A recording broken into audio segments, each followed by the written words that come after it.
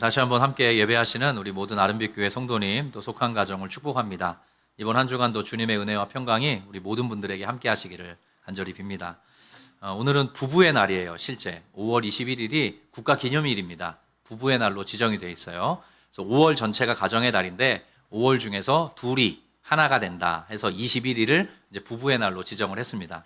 처음에 이 부부의 날을 제정할 때 몇몇 목사님들께서 좀 역할을 하셨다 그래요. 20세기 말에 그런 일이 있었는데 21세기 초에 들어서 우리나라가 이제 국가기념일로 부부의 날을 제정해서 이렇게 지키고 있습니다. 우리나라는 아무래도 이제 유교적 문화 혹은 관습의 영향을 많이 받습니다. 그래서 사실은 이제 부부 관계보다도 부모 자식 관계를 조금 더 중요하게 여기는 경향이 있어요. 효를 강조하기도 하고, 그래서 부모 자식 관계 또 효 이런 것들이 좀 으뜸 가는 어떤 덕목으로 여겨지기도 합니다. 근데 약간 기독교의 이해는 조금 다릅니다. 기독교의 이해는 좀 달라요. 물론 우리가 십계명 안에도 내 부모를 공경하라. 그리하면 내가 너에게 준 땅에서 네 생명이 길게 될 것이다. 하나님이 약속까지 붙여서 부모 공경에 대해서 말씀을 하시지만 모든 인간관계의 시작점을 부부관계로 봅니다. 성경은 거기서 중요한 차이를 보이고 있는 거죠. 하나님께서 이 세상을 지으셨습니다. 남자와 여자를 만드셨죠. 두 사람이 사랑 안에서 하나 되어 살아가도록 안배하셨습니다. 창세기 초반에 하나님이 세상을 지으신 것, 또 가정을 만드시는 것, 특별히 남자와 여자를 만드시고 부부가 되게 하시는 내용을 가만 보면요. 모든 문장의 주어가 하나님으로 나옵니다. 하나님이 남자를 만드셨다, 하나님이 여자를 만드셨다, 하나님이 만나게 하셨다, 부부가 되게 하셨다. 이 결혼 관계가 하나님께서 주시는 매우 특별한 선물이고 하나님이 그 부부 관계를 통해서 인류 사회가 번창해 가기를 원하고 계신다는 거죠. 그래서 이 부부 관계가 핵심입니다. 기독교에서는. 그래서 우리가 그 성령 충만을 받으라 하는 말씀 이후에도 부모 자식 관계가 먼저 나오지가 않고 아내들아 남편들아 모든 신약의 글들도 그런 식으로 부부 관계를 가장 먼저 언급하는 방식으로 그 중요도를 따르고 있습니다. 먼저 오늘 좀 강조해드리고 싶은 대목이 하나 있어요. 아까 말씀드린 창세기 초반에 가정이 형성되는 그 대목인데요. 창세기 2장 말씀 한번 띄워주실까요? 같이 한번 읽어보겠습니다. 이러므로 시작. 이러므로 남자가 부모를 떠나 그의 아내와 합하여 둘이 한 몸을 이룰지로다. 잠깐 띄워주시고요. 성경의 기록입니다. 이러므로 남자가 부모를 떠나 그의 아내와 합하여 둘이 한 몸을 이룰지로다. 이렇게 성경의 기록을 하고 있어요. 남자만이 아니라 여자도 마찬가지입니다. 부모를 떠나 그의 배우자와 합하여 둘이 한 몸을 이루는 게 바로 결혼이다. 근데 이게 지금으로부터 거의 3,000년 넘게 그 이전에 기록된 책이에요. 그 당시에 이런 이야기가 이렇게 이미 성경에 기록되어 있는 것입니다. 근데 여기에 이걸 불효를 조장하는 말씀으로 해석하시면 안 돼요. 부모를 확 떠나고 모른 채 해야 된다. 그 뜻이 아닙니다. 그 뜻이 아니라 영향력에 대한 것입니다. 어떤 의미요? 영향력. 그러니까 우리는 한 사람의 성인으로 쭉 성장할 때 결혼 직전까지 보면 부모의 작품이에요. 부모의 돌봄과 부모의 영향력, 부모의 통제 아래에서 성장을 해갑니다. 근데 결혼하는 순간부터는 그렇게 하면 안 된다는 거예요. 결혼을 하는 순간부터는 서로가 서로에게 가장 강력한 영향력을 주고받는 그런 배우자가 되어야 한다는 거죠. 부모를 떠난다는 말에 그런 의미가 담겨 있습니다. 그래서 부모의 영향을 결혼 후에도 계속 받으면 문제가 생기는 거죠. 네. 저는 그래서 결혼 주례를 할 때 꼭 창세기 2장으로 주례를 합니다. 삼일교회가 청년교회였어가지고 주례를 한 40번 꽤 많이 했더라고요. 벌써 한 40번 정도 했는데 그때마다 이 말씀을 꼭 언급을 하고 실제로 본문으로 읽고 결혼식 때 주례사를 해요. 그리고 나서 양가 부모님께 이쪽에 앉아 계신 분들께 꼭 부탁을 합니다. 어떻게 부탁을 하냐 하면 양가 부모님의 쓰라를 벗어나 이 두 사람이 가장 온전하고도 완전한 관계로 나아갈 수 있도록 양가 부모님께서 묵묵히 지켜봐 주십시오. 제가 그런 부탁을 꼭 드립니다. 그게 성경이 가르치는 원리입니다. 그렇게 또 온전한 부부로 두 사람이 튼실히 결합되어 독립적이고 주체적인 건강한 하나의 가정을 세워가는 게 그래서 건강하게 살아가는 게 사실은 최고의 효도입니다. 그렇지 않습니까? 자녀가 완전히 독립해서 둘이 하나가 되어서 부부가 되어서 가정을 이루고 살아가는 그 모습 자체가 사실 부모님께는 가장 큰 효도예요. 근데 우리나라에 이미 좀 이렇게 많이 알려진 이야기인데요. 좀 슬픈 이야기이기도 하죠. 확대 가족 관계에 있는 사람들의 양가의 부모님 혹은 시댁이나 처가의 사람들이 개입함으로 말미암아 부부 관계와 가정이 어려워지는 경우가 상당히 많이 있습니다. 그래서 우리나라의 그 슬픈 우픈 이야기죠. 시월드라는 말이 되게 슬픈 이야기예요. 사실 그걸 이렇게 좀 희화화하는 그런 이야기이기도 하죠. 그래서 고부 간의 갈등으로 대표되는 그런 갈등 관계가 있고 또 반대로 요즘에는 좀 처가 쪽의 영향력이 좀 세져서 그런지 장서 갈등이라고 장모님과 사위의 갈등도 이렇게 좀 수면 위로 많이 노출되는 그런 상황에 있습니다. 여전히 양가 부모님을 잘 섬겨야 합니다.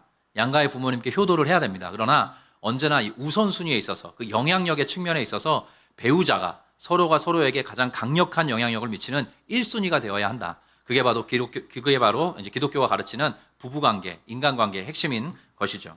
그래서 건강한 부부관계 위에서 자녀를 양육하고 또 부모님을 살피도록 우리에게 그런 길을 기독교가 제시하고 있습니다.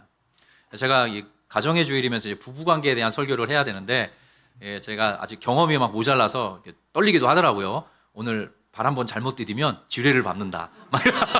남편 쪽 편을 들거나 아내 쪽 편을 들면 폭탄이다 이런 생각이 들기도 하고 참 고민이 많이 됐어요. 설교가 쉽지가 않더라고요. 청년들한테 이렇게 강의하듯이는 참 재미있게 잘했는데 여러 성도님들 앞에서 서니까 제가 약간 좀 조심스러운 그런 마음으로 설교를 준비하게 됐습니다. 제목을 제가 이렇게 달아봤어요. 여보, 요즘 나한테 왜 이래? 근데 이게 제가 중의적 의미로 쓴 겁니다. 이런 거죠. 조금 싸납게 읽을 수도 있어요. 여보, 요즘 나한테 왜 이래? 연기가 좀 되나요?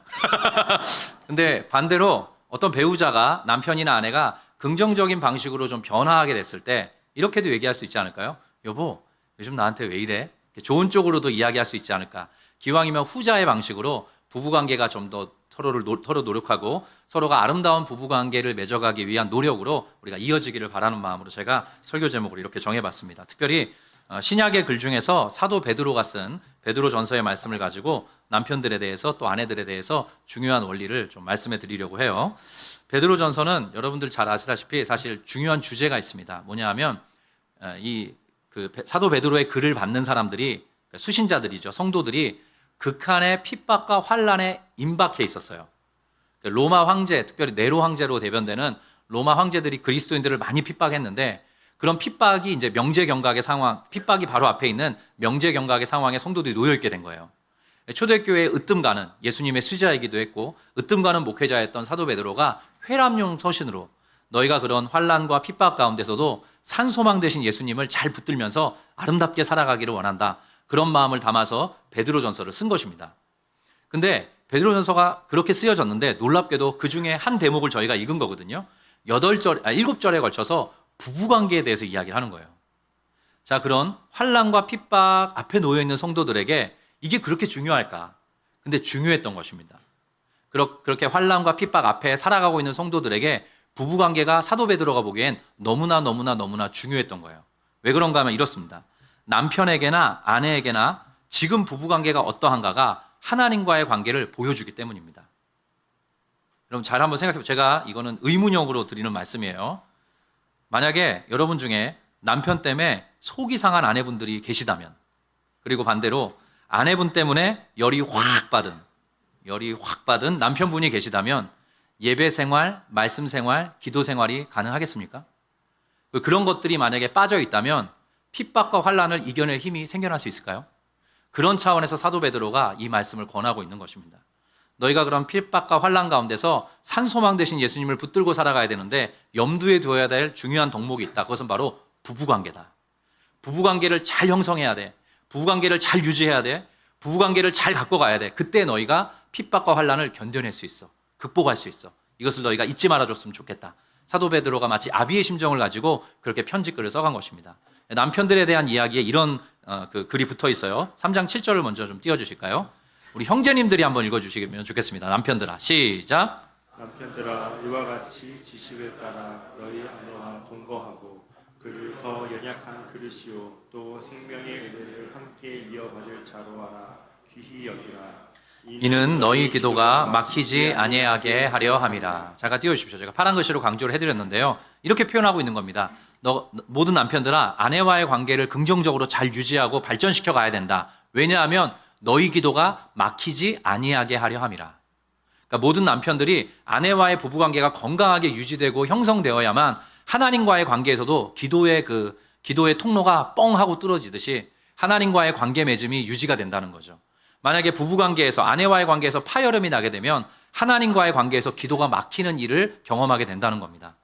예, 아내분들도 사실 마찬가지예요. 이것은 모두에게 다 해당이 되는 덕목이죠. 앞으로 좀 넘겨주실까요? 제가 조금 설명을 해드릴게요. 남편들아 이렇게 이름을 부르고 호칭을 한 다음에 이와 같이, 자, 이와 같이는 기억해 두십시오. 제가 나중에 설명을 해드릴게요. 자, 뭐라고 표현을 하냐면 처음 말을 이렇게 꺼냅니다. 지식을 따라 너희 아내와 어떻게 하라 그래요? 동거하고. 동거한다는 거는 말 그대로 산다는 뜻이죠. 근데 이렇게 붙입니다. 그냥 그렇게 동거하지 말고, 앞을 잠깐 넘겨주세요. 지식을 따라 너희 아내와 동거해라. 이렇게 말을 해요.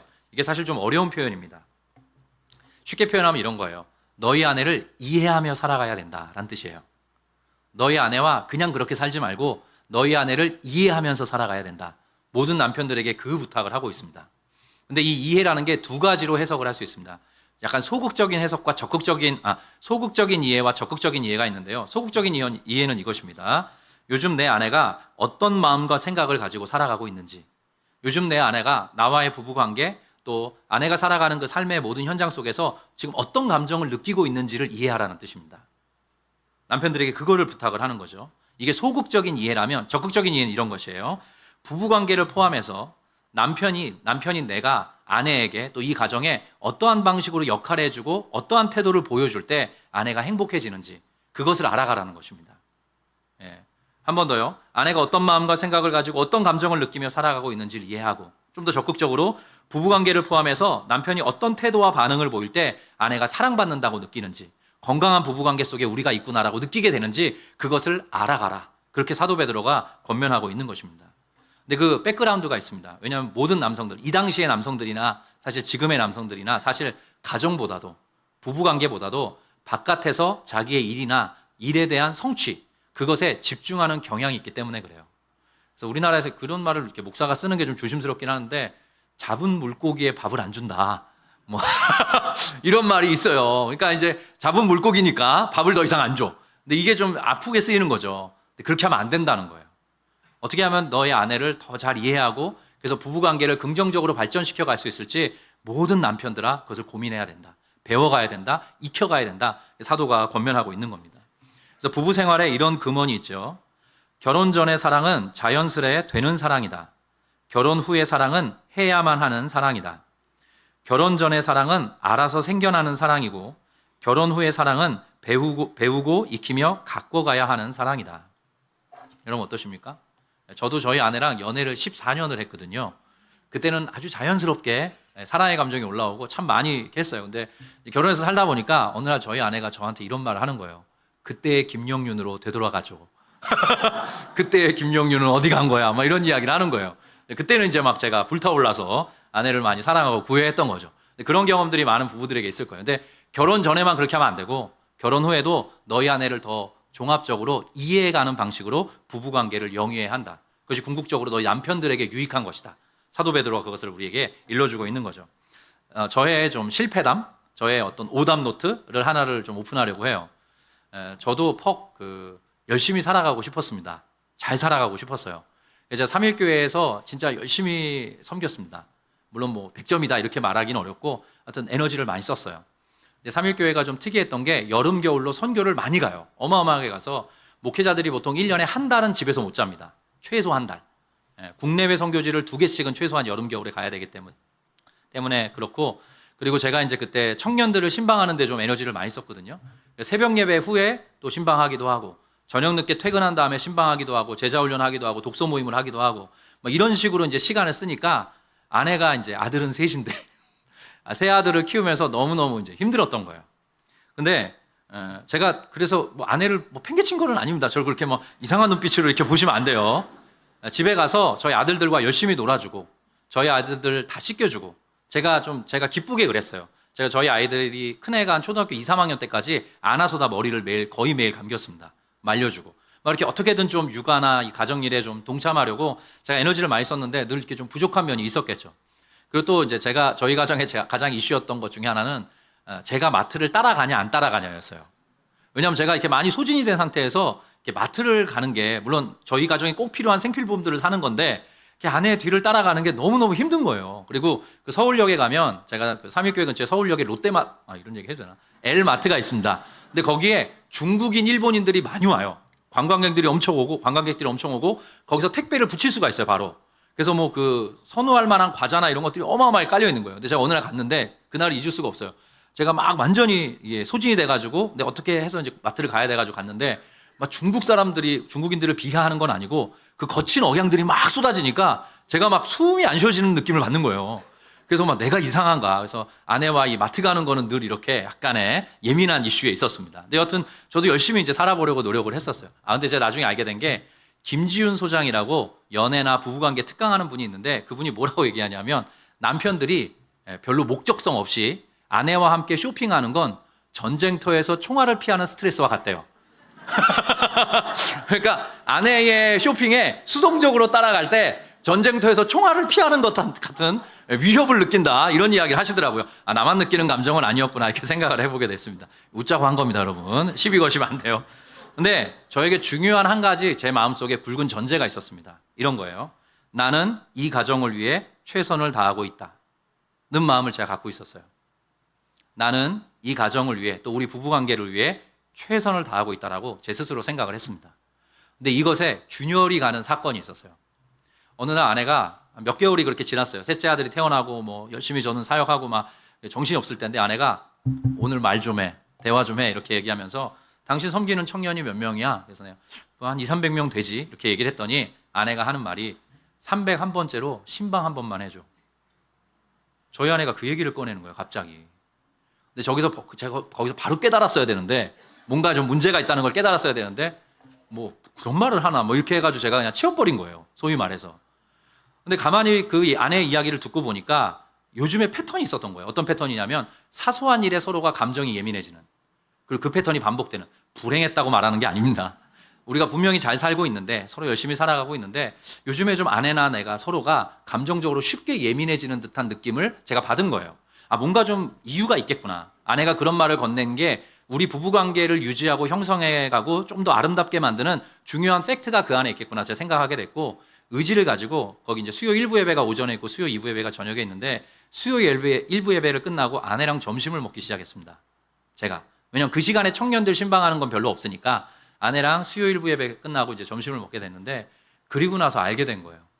뭘 알게 됐냐면 아내와 제가 너무나 다른 방식의 사랑을 원하고 있었다는 거예요. 그 어간에 제가 어떤 좀 위기감이 있어가지고 부부관계에 있어서 뭔가 이렇게 좀 서로 예민해지고 쉽게 짜증이 나고 좀 쉽게 감정이 상하는 일이 반복되다 보니까 그런 것과 맞물려서 책을 한 권 들추게 됐는데 게리 체프먼이라는 미국의 부부 상담 전문가가 쓴 5가지 사랑의 언어라는 책이었습니다. 그 뒤에 워크샵이 딸려 있었어요. 저희 아내랑 그렇게 대화를 이어가는 중에 워크샵을 해보게 됐는데 웬걸 정말 까맣게 몰랐어요. 저는 부부간의 사랑이 그냥 자연이 되는 줄 알았습니다. 근데 그게 아니더라고요. 제가 기대하고 제가 표현하고 제가 필요로 하는 사랑과 아내가 기대하고 아내가 표현하고 아내가 필요로 하는 사랑이 전혀 달랐던 것입니다. 저는 제 식대로 계속 사랑을 표현하고 사랑을 부어주고 있는데 아내는 다른 걸 원하고 있었던 거예요. 그리고 아내도 제가 원하는 게 있는데 아내는 아내의 방식대로 사랑을 표현하고 사랑을 기대하고 있었던 거예요. 그러니까 서로가 계속 섭섭해지는 것이었습니다. 노력은 하고 있는데 섭섭해지고 있었던 거예요. 그때 저희 아내의 사랑의 언어가 함께 있는 시간이었습니다. 왜냐하면 제가 저희 아내한테 시간을 많이 할애해 주질 못했어요. 집에 오면 쉬려고만 했고 또 자야지 내일 아침 일찍 일어나니까 그런 식으로 아내와의 밀도 있는 시간을 거의 갖지 못했습니다. 아내가 불행하다고 느끼는 거죠. 그래서 제 마음에 노크를 한 것입니다. 301번째로 신방 한 번만 해달라. 그래서 그 이후로 참 저희 부부가 많이 좋아졌습니다. 노력을 하고 있고요. 지금 뭐 100점이다 그렇게 말씀드리고 싶은 게 아니라 서로가 원하는 사랑의 언어의 코드가 다르고 그런 것들이 채워지지 않을 때 서로가 섭섭함을 느낄 수 있으니 각자가 원하는 방식으로 상대가 원하는 사랑의 언어를 채워주는 방식으로 부부관계를 영위할 때 훨씬 더 진일보한 부부관계가 될 수 있다. 이런 것들을 깨닫고 적용해 가기 시작을 했습니다. 적지 않은 전기가 마련이 돼서 부부관계가 참 건강해졌어요. 지금도 3.1교회 때도 그랬고 지금도 이제 아름빛교회 와서까지 제가 이 5가지 사랑의 언어 워크샵을 해드려요. 한 번씩 해드립니다. 만약에 부부간의 관계가 좀 골이 깊게 파여 있다면 좀 전문적인 상담가한테 찾아가시는 게 좋고요. 그게 아니라 요즘에 좀 왠지 요즘 따라 좀 감정의 골이 좀 서로가 좀 상하는 것 같다. 이런 정도면 저를 한번 찾아와 주시면 됩니다. 찾아와 주시면 제가 워크샵을 해드려요. 제가 한 250상 정도 해드린 것 같아요. 해드리고 그게 그리고 대부분 뭐하고 연관이 있냐 하면 원가족 안에서 경험했던 사랑의 표현과 방식과 연관이 되어 있습니다. 그러니까 저는 제 사랑의 언어는 인정하는 말이에요. 저는 아내로부터 대부분의 남성들이 사실 그런 경향이 있습니다. 제가 해보니까 인정하는 말이 중요해요. 제가 많은 사람들이 저를 평가합니다. 많은 사람들이 김용윤에 대해서 이렇다 저렇다 말을 해요.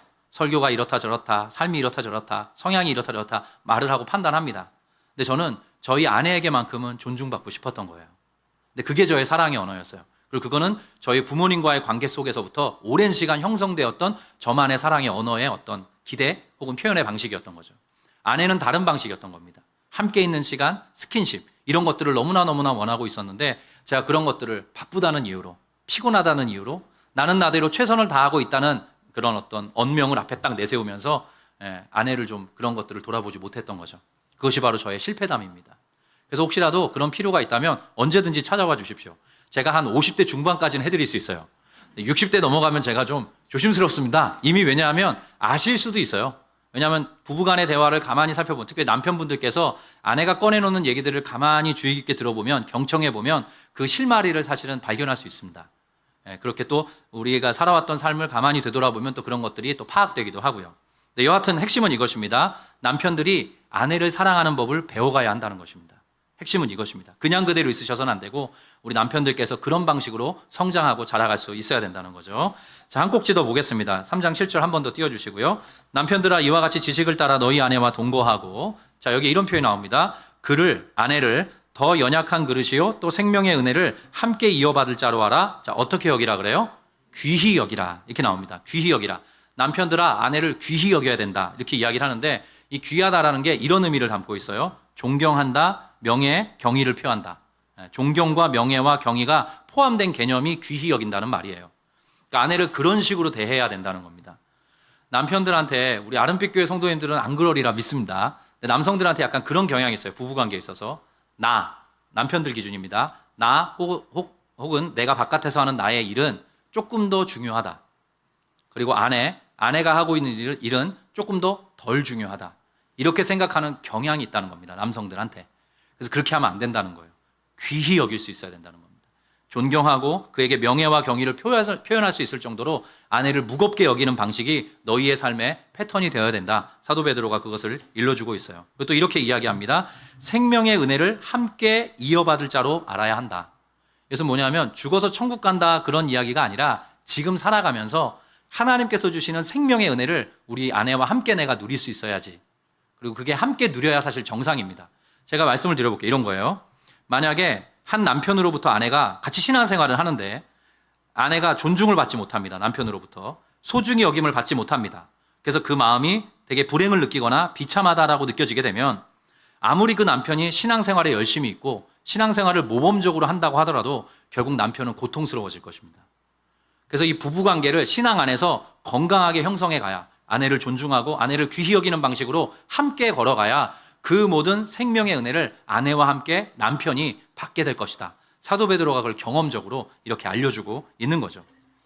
그래서 하나님께서는 남성을 가정의 머리로 세우셨습니다. 이건 질서의 문제입니다. 우열의 문제가 아니라 질서인데요.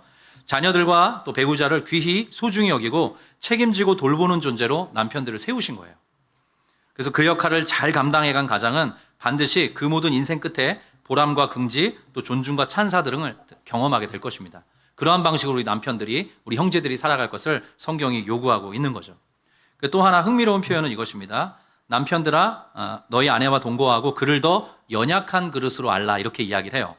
근데 여기 보면 더라는 단어가 붙어 있습니다. 그러니까 남편들도 연약한 그릇이라는 거예요. 성경이 보기에. 하나님의 관점에서 우리 남편들도 연약한 그릇인데 더 연약한 그릇이다. 너희 아내들이. 그래서 귀히 여겨야 된다. 소중히 여겨야 된다. 이렇게 이야기를 해요. 자, 이렇게 말씀을 드리면 어떤 분이 더 연약한 그릇이요? 아닌데요, 목사님. 이렇게 말씀하시는 분이 계실 수도 있어요. 왜냐하면 이런 것입니다. 남성들은 일반적으로 나이가 점점 더 들어가면 두려움도 생기고요. 걱정도 생기고요. 염려도 생깁니다. 신체적인 어떤 에너지도 예전만 못해져요. 근데 이제 일반적으로 아내들께서는 아이를 낳고 키웠습니다. 그리고 남편까지 키웠어요. 그러니까 더 이상 두려울 것이 없는 씩씩하고 당당한 여성이 되는 거죠. 뭐 이런 식의 일들이 가정 안에 일어나곤 합니다, 사실은. 제가 얼마 전에 좀 웃긴 영상을 하나 봤는데 어떤 가정에 사춘기가 없다는 거예요, 아이들에게. 왜 사춘기가 없나 봤더니 엄마가 보디빌더 선수인 거예요. 팔뚝이 이만해요. 그러니까 해주는 대로 애들이 다 먹고 사춘기를 겪지 않는다. 이런 좀 웃긴 그런 영상을 본 적이 있습니다. 여튼 근데 성경은 뭐라고 이야기하냐면 제가 이건 좀 웃음을 좀 한번 이렇게 웃자고 말씀드린 건데 요점은 이것입니다. 우리 모든 형제들께서 모든 남편들께서 끝까지 아내를 소중히 여겨야 한다는 것입니다. 끝까지 아내를 귀히 여길 수 있어야 된다는 것입니다. 끝까지 아내를 존중하게 대우해야 한다는 것입니다. 근데 그렇게 할 수 있는 자원이 있습니다. 뭐냐면 자원과 방식이 있는데 남편들아 이와 같이라고 사도 베드로가 이야기했거든요. 거기에 이와 같이라는 표현은 그리스도께서 하신 것처럼이란 뜻이에요. 그리스도께서 하신 것처럼 너희 아내를, 너희 배우자를 그런 식으로 대하고 귀히 여길 수 있어야 된다. 사도 베드로가 그 이야기를 꺼내놓고 있는 거예요. 그래서 오늘 우리가 읽었던 베드로전서 3장 앞본문에 보면, 전문맥에 보면 예수님이 어떻게 고난당하셨는지, 예수님께서 어떻게 섬기고 수고하셨는지가 묘사되어 있습니다. 그 맥락을 이어받아서 남편들아 이와 같이 너희 아내를 사랑해야 된다. 이렇게 사도가 권면하고 있는 거예요. 에베소서 말씀을 한번 읽어보겠습니다. 2절의 말씀인데요. 우리 남편들께서 한번 읽어주시면 좋겠습니다. 남편들아, 시작. 남편들아 아내 사랑하기를 그리스도께서 교회를 사랑하시고 그 교회를 위하여 자신을 주심같이 하라. 이와 같이, 한 절 더 읽겠습니다. 28절 시작. 이와 같이 남편들도 자기 아내 사랑하기를 자기 자신과 같이 할지니 자기 아내를 사랑하는 자는 자기를 사랑하는 것이라. 네, 이 말씀의 은혜와 복을 누리시는 우리 모두 아름빛교회 형제님들 되시기를 주의 이름으로 축복합니다. 그러한 가장으로 함께 성장해 갔으면 좋겠습니다. 제가 이렇게 관찰한, 제가 이렇게 또 목양 현장에서 만난 우리 성도님들 또 가정들을 보다가 제 나름대로 잠정적으로 낸 부부관계의 어떤 저만의 금원이라고 할까요? 저만의 한 구절 이렇게 문장이 있습니다. 한번 띄워주실까요? 성장하는 남편, 지혜로운 아내라는 표현입니다. 제가 만들어낸 것이에요. 어떤 가정이 건강합니다. 어떤 가정이 행복해요. 그럼 가만 보면 이 두 가지 특징이 거의 있더라고요. 남편이 성장을 한 것입니다. 방금 사도 베드로의 권면처럼 성경의 말씀처럼 아내 사랑하는 법, 가정 안에서 가장으로 섬기는 법, 내가 어떻게 아내와 아이들을 잘 돌봐야 되는지 이런 것들을 배워간 것이에요. 완벽하지 못하더라도 계속 성장해 간 것입니다. 그런데 그런 성장하는 남편들을 통해서 가정의 행복과 또 유익을 경험하게 되는데 그런 성장하는 남편은 언제나 홀로 있지 않더라고요. 그 옆에는 지혜로운 아내가 계시더라고요. 제가 만났던 수많은 부부들이 거의 이 똑같은, 거의 동일한 특징을 갖고 있습니다. 제 마음에 이렇게 한 줄기로 딱 써 있는 거예요. 성장하는 남편, 지혜로운 아내. 지혜로운 아내에 대한 여러 가지 표현이 있을 수 있는데 오늘 사도 베드로가 그런 측면에서 두 가지를 우리 아내들에게 권면합니다. 첫 번째는 뭐냐면 남편에게 순종하라는 권면이에요.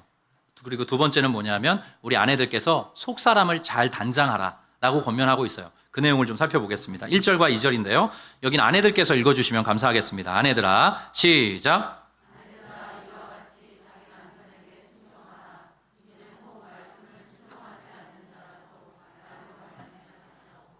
그 아내의 행실로 말미암아 구원을 받게 하려 함이니 2절 너희의 두려워하며 정결한 행실을 봄이라. 네, 방금 성구를 읽어주시던 이효환 강사님이 남편이셔서 읽지 않으셨네요. 네. 감사합니다. 네, 아내분들에게 이렇게 권합니다. 사도가 아내들아 이와 같이 똑같은 개념입니다. 그리스도께서 모습을 보이신 것처럼 자기 남편에게 순종하라. 이는 혹 말씀을 순종하지 않는 자라도 말로 말미암지 않고 그 아내의 행실로 말미암아 구원을 받게 하려 함이니. 이런 좀 긴 설명이 붙어 있어요. 근데 딱 보자마자 여러분들이 아마 느낌을 채셨을 거예요. 그때나 지금이나 아내가 먼저 믿게 된 경우가 참 많았고 지금도 많다는 뜻입니다. 아내가 먼저 믿음 생활을 하게 된 거예요. 신앙을 갖게 된 것입니다. 그래서 아직 말씀을 순종하지 않는 남편이라도 말로 말미암지 않고 그 아내의 믿음에 입각한 믿음의 토대를 둔 선한 행실로 말미암아 남편에게 구원이 임하게 된다. 이것을 사도 베드로가 이미 초대교회 때 많이 경험한 것입니다. 그래서 이러한 방식으로 우리 아내들께서 살아가셔야 합니다. 남편에게 순종하셔야 됩니다. 이렇게 지금 이야기를 꺼내놓고 있어요. 지금도 사실은 우리 아름빛교회도 그렇고요. 한국교회 정말 많은 우리 여성들께서 남편을 위해 많이 기도하십니다. 그리고 지금 아마 함께 예배하시는 부부 중에 아내분의 기도, 아내분의 헌신, 아내분의 사랑, 또 아내분의 표현이 좀 조심스럽습니다. 견딤으로 인해서 이렇게 아름답게 신앙생활을 하게 된 분들도 적지 않으실 거예요. 그 모든 애씀과 수고에 저는 찬사를 보내드리고 싶어요. 사실 저희의 양가의 부모님도 그러한 삶을 살아오셨더랬습니다. 근데 한 가지 명령을 합니다. 중요한 명령인데요. 자기 남편에게 순종하라라고 이야기합니다. 자, 요즘 시대에 안 맞는 고리적 시대의 이야기라고 생각하시면 안 됩니다. 그리고 이 순종에 대해서 억압적인 굴종이나 일방적인 통제를 생각하시면 안 돼요. 이 순종에 대한 의미는 이것입니다. 어떤 의미냐면 대화하고 소통하고 부부가 의견을 교환하다가 도무지 접점을 찾을 수 없을 때가 있습니다. 도무지 접점을 찾을 수 없을 때는 남편의 뜻에 따르라는 뜻입니다. 이게 그냥 모든 면에서 네 이렇게 하라는 뜻이 아니라 그럴 수도 없어요. 남편이 잘못된 말을 할 때 어떻게 순종하겠냐는 말이죠. 근데 그게 아니라 부부간에 끊임없이 대화하고 소통하고 의견을 교환하다가 도저히 접점을 찾지 못할 때 그때 남편의 뜻을 따르라는 뜻입니다. 이게 순종입니다, 여러분. 근데 제가 여러분들에게 한번 우리 아내분들이 마음으로 또 표정으로 한번 답해 보세요. 자, 질문을 드리겠습니다. 내 남편은 모든 면에서 나보다 낫습니다. 앞에서 약간 좀 더 있는데 좀 더 읽을게요. 우리 남편은 모든 면에서 저보다 더 지혜롭고 성숙합니다. 우리 남편은 모든 면에서 저보다 더 남을 배려하고 생활의 태도가 올바르며 가족을 비롯한 많은 이들에게 더 원숙한 모습을 보입니다. 그래서 저는 남편의 뜻에 남편의 말에 순종합니다. 자, 이런 아내분 계십니까? 오, 박수 한번 해야 될까요? 네, 계시네요. 예. 야, 놀랍습니다. 네, 저 만나고 가세요. 네, 네, 놀랍네요. 네, 네, 있으실 수 있겠죠. 제가 갑자기 설교가 꼬이는 느낌인데. 이러면 안 되는데, 막 다, 막, 1부 때는 어떤 분이 앞에 있다가, 이렇게 막 반응을 하시더라고요. 사실, 그게 순종이 자연스럽게 되지 않기 때문에 성경의 권면을 하고 있는 겁니다. 아내들의 눈에 남편들은 하자가 많습니다. 사실 왜 이렇게 웃으세요? 제가 너무 전곡을 찌르나요? 사실 남편의 부족하고 연약한 모습이 아내가 제일 많이 알고 있어요. 사실 그렇지 않습니까? 근데 그 남편의 뜻에 순종하기가 쉽지가 않아요. 그래서 성경이 명령을 합니다. 그것도 이와 같이. 자, 그 내용을 설명을 해드리려고 하는 거예요. 제가 책을 하나 인용해 드리려고 하는데요. 아까 말씀드린 5가지 사랑의 언어라는 책이 있습니다. 게리 체프먼이라는 사람이 쓴 책인데 그 책 뒤에 나온 책이에요. 우리나라에 번역이 됐는데 요게 지금은 절판이 됐더라고요. 나중에 좀 이렇게 개정판이 나오거나 하면 우리 성도님들께 좀 권해드리고 싶은데 달콤한 결혼 생활을 위한 부부 수업 이렇게 돼 있습니다. 근데 그 중에 제가 한 꼭지를 읽어드릴게요. 아내가 남편에게 순종해야 된다는 말이 이런 뜻입니다. 부부가 의사결정을 내리는 방식에 대해 미리 합의하면 많은 다툼들을 피할 수 있다. 내가 제시하는 성경적인 본보기는 서로 자신의 생각과 감정을 충분히 표현하며 일치된 견해에 도달하려고 노력하는 것이다. 둘 다 동의하는 것이 최선의 결정이다. 그런 합의에 도달하지 못할 때에는 기다리면서 더 나은 방법을 모색하라. 그 문제를 나중에 다시 논의하고 일치를 추구하라. 일치에 도달하지 못한 상태에서 곧바로 결정을 내려야만 한다면 남편이 책임지고 결정을 내려야 한다. 아내는 자신이 동의하지는 않지만 남편의 리더십을 인정하고 기꺼이 협력해야 한다. 이 같은 태도는 마침내 하나된 마음을 가져다 줄 것이며 이렇게 하는 것이 다른 무엇보다도 중요하다. 이게 부부관계의 비법이고 특별히 우리 모든 아내들에게 남편에게 순종하라는 말 속에 감춰져 있는 의미라는 겁니다. 하나부터 열까지 다 지시하는 대로 따르라는 순종이 아니에요. 끊임없이 대화하고 의견을 교류하다가 도무지 접점을 찾지 못하는 때가 있으면 그때 물러서서 남편의 뜻에 따라주라는 것입니다. 이것을 성경이 순종이라고 말하는 거예요. 제가 저희 아내에 대해서 제 생각과 세계관을 깨뜨린 경험이 하나 있습니다. 저희 아들들이 셋이니까 여름철이 되면 빨래가 어마무지하게 나와요. 땀이 왜 이렇게 많은 거예요? 땀이 많으니까 애들이 빨래가 많이 나오는데 여름철에 장마가 찾아오면 빨래를 한가득 널어놔도 말라요? 안 말라요? 이게 도무지 안 마르는 거예요. 그래서 계속 꿉꿉한 냄새가 나고. 그래서 근데 그때 어느 순간부터 아내가 참다 못해서 건조기를 묵상하기 시작합니다.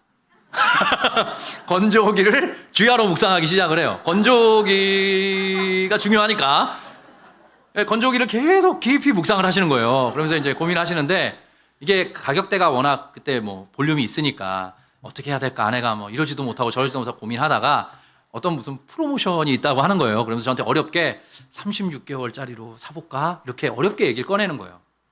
근데 제가 그때 안개에 있어요. 저 같으면 그냥 빨리 사자 이렇게 했을 텐데 우리 가정의 경제적인 상황 또 형편 또 어떤 기능도 있겠고 어떤 그 제품의 어떤 사양 이런 것도 있을 테니까 그런 것들을 종합적으로 묵상하면서 가장 적절한 것을 적절한 타이밍에 구입하는 쪽으로 저에게 또 그것을 의견을 묻더라고요. 제가 뭐라 그랬겠습니까? 당신이 그렇게 충분히 알아봤으면 그렇게 하세요. 라고 제가 이야기를 하게 된 거죠. 실제로 그 건조기가 저희 집에서 열일하고 계십니다. 열일하고 계세요. 근데 이런 거예요. 가정에서 일어나는 대부분의 일은 아내들께서 훨씬 더 많이 생각하십니다. 가정에서 일어나는 일, 특별히 무슨 기념일, 가정의 누군가를 살피고 돌봐야 하는 일, 또 가정의 여러 가지 이슈들에 대해서 훨씬 더 종합적인 판단들을 아내들이 해요. 정서적인 면까지 고려해서. 그래서 어떤 가정에 이슈가 생겼을 때 대부분의 것은 아내의 의견이 옳습니다. 제가 이렇게 세게 말씀드릴게요. 아내의 의견이 대부분 맞아요. 근데 어떤 때 저도 2번 정도 있었어요. 2번 정도 있었는데 제 세계관과 제 필터에서 동의가 안 되는 거예요. 저도 평상시에 아내의 말이 다 맞다고 생각을 했고 그 뜻을 잘 따랐는데 도무지 물러설 수 없는 어떤 포인트들이 있는 거예요. 근데 그때 제가 카드를 딱 꺼냈습니다. 여보, 이때는 저의 뜻을 따라주세요. 제가 그렇게 이야기를 한 것입니다. 저희 아내가 어떻게 했을까요? 네, 거기서 아니야 내가 오라 라고 했으면 상당히 힘들었을 건데 거기에서 제 뜻을 따라준 거예요. 근데 그 이후에 제 마음속에 어떤 변화가 있었냐면 저희 아내를 더 많이 신뢰하게 됐습니다. 저희 아내를 더 깊이 인정하게 됐어요. 왜냐하면 아내가 물러서 줬거든요. 더 많은 것들을 위임하게 됐고 더 많은 것들을 아내에게 맡기게 됐습니다.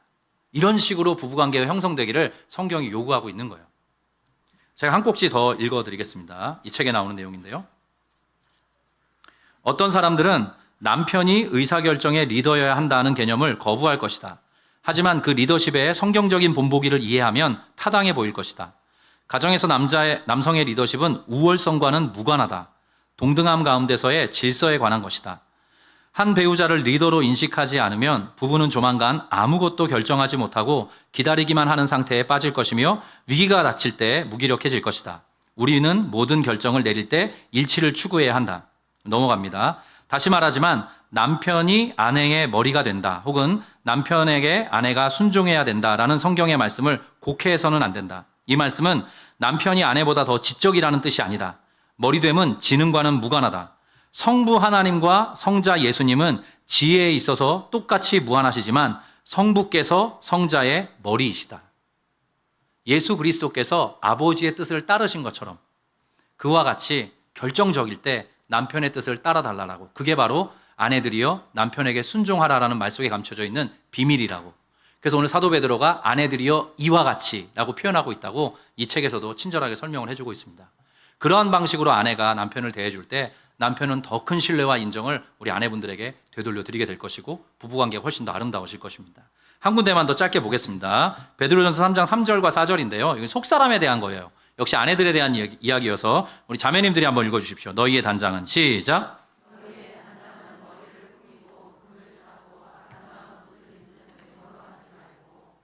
오직 마음에 숨은 사람을 온유하고 안정한 심령에 썩지 아니할 것으로 하라. 이는 하나님 앞에 값진 것이니라. 네, 한 가지를 첨언하는데요. 단장에 대한 이야기예요. 단장에 대한 이야기인데 제가 설교를 준비할 때 가장 조심스러웠던 대목이긴 합니다. 여기 뭐라고 얘기하냐면 사도 베드로가 3절에 이렇게 얘기해요. 너희 우리 아내들이여 단장을 할 때 머리를 꾸미거나 금을 차거나 아름다운 옷을 입는 외모로 하지는 마십시오. 이렇게 이야기를 해요. 그러면 그냥 되는 대로 입어도 되는 거냐? 그 뜻이 아닙니다. 거기에만 집중해서는 안 된다는 거예요. 거기에 과하게 몰입하거나 그것에만 집중하거나 치중해서는 안 된다는 거예요. 그러면서 뭐라고 이야기하냐면 오직, 오로지, 오히려란 뜻인데 여기는 제가 쉬운 성경 번역을 가져와 봤어요. 조금 말이 어려워서 한번 여기는 남녀가 같이 읽어보면 좋을 것 같아요. 자, 진정한 시작. 진정한 아름다움은 내면의 아름다움에서 나오는 것입니다. 온유하고 정숙한 마음을 가진 사람이 정말 아름다운 사람입니다. 이러한 아름다움은 없어지지도 않으며 하나님께서도 귀하게 보시는 것입니다. 잠깐 띄워주십시오. 여기. 저는 이 말씀이 사실은 이렇게 제가 뭐 성경 원문적으로 이렇게 주의를 하거나 하고 싶지가 않더라고요. 왜냐하면 이미 온유함으로 또 참고 인내하는 그 정숙한 마음으로 남편들의 삶을 받아주시고 남편들과 함께 걸어와 주신 많은 여성들이 계시기 때문입니다. 저는 그런 여성을 참으로 많이 봤습니다. 근데 여기 온유라는 단어에 한번 주목해 보십시오. 이 온유라는 말이 예수 그리스도의 성품입니다. 예수님이 뭐라고 말씀하셨어요? 나는 마음이 온유하고 겸손하다 말씀하셨어요. 그리고 우리가 잘 알고 있는 고린도전서 13장에도 이렇게 사랑장을 시작을 하잖아요. 사랑은 오래 참고 사랑은 온유하며.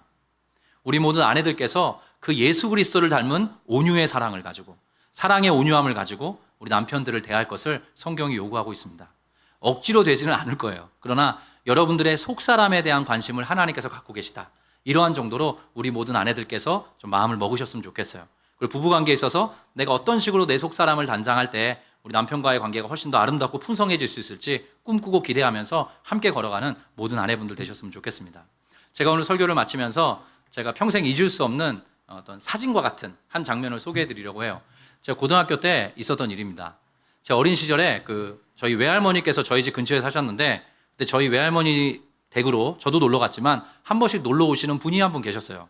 근데 이분이 키도 150이 채 안 되시는데 또 아주 마르셨어요. 근데 안광이 번뜩이시고 목소리가 까랑까랑 하셨어요. 저희는 그분을 경상도 아줌마라고 불렀습니다. 약간 실제로 경상도 분이시고 이렇게 좀 까랑까랑 하세요. 근데 제가 고등학교 2학년 때인가 3학년 때 이제 제가 신당역이라고 서울에 2호선 라인에 신당역에 고등학교가 있었는데 뚝섬역까지 지하철을 타고 가는데 그분을 만난 거예요. 그 경상도 아주머니라는 분을 만났어요. 근데 그 한 장면을 잊을 수가 없는 게 이유가 뭐냐 하면 그분이 남편과 손을 잡고 있었습니다. 근데 어디 등산을 갔다 오시는 것 같아요. 근데 등산을 다녀오시면서 두 분이 그 150도 안 되는 단신께서 남편분도 그렇게 장신은 아니셨거든요. 이 두 분이 딱 쓰셔가지고 지하철 문 앞에 이제 내리시려고 딱 백팩 하나 메고 딱 서 계시는데 저는 정말 빛이 나더라고요. 너무너무 그 모습이 아름다워 보였어요.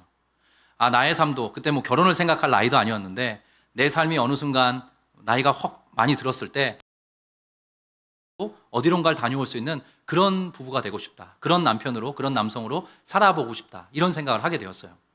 여러분, 부부관계에 있는 묘미는 가꿀 때 더 빛이 나게 된다는 것이죠. 그리고 그것이 결국 내가 남편을 사랑하고 내가 아내를 사랑하는 게 나에게 돌아온다는 데 비법이 있습니다. 비결이 있는 것이에요. 이런 식으로 우리 아름빛 교회의 모든 부부들께서 더욱더 아름다운 부부로 성장해 갈 수 있기를 주의 이름으로 축복합니다. 성장하는 남편, 지혜로운 아내.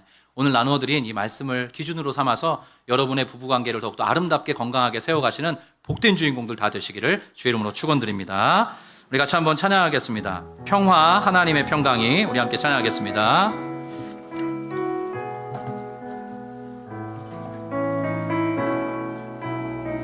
평화 하나님의 평강이 평화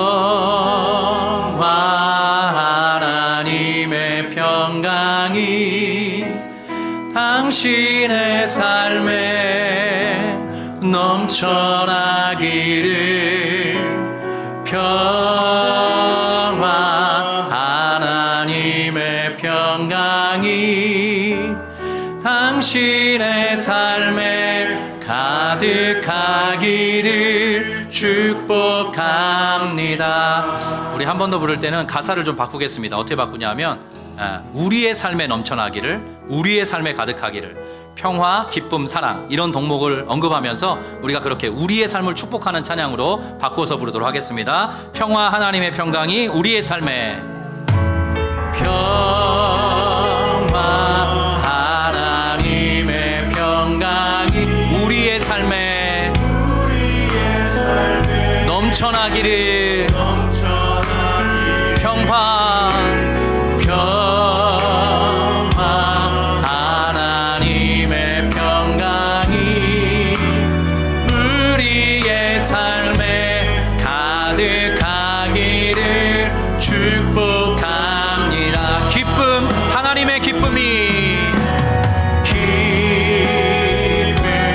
하나님 우리 삶 속에 넘쳐나기를, 우리 삶 속에 넘쳐나기를. 기쁨 하나님의 기쁨이 우리 삶 속에 가득하기를. 다 같이 자리에서 일어나서 찬양합니다. 사랑 하나님의 사랑이 하나님의 사랑이 우리의 삶에 넘쳐나기를. 사랑 하나님의 사랑 우리의 삶에 가득하기를. 마지막으로 한 번 더 찬양합니다. 평화 하나님의 평강이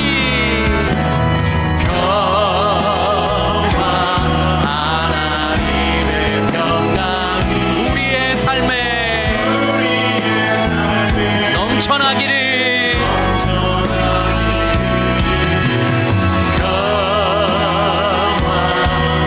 하나님의 평강이 우리의 삶에 가득하기를.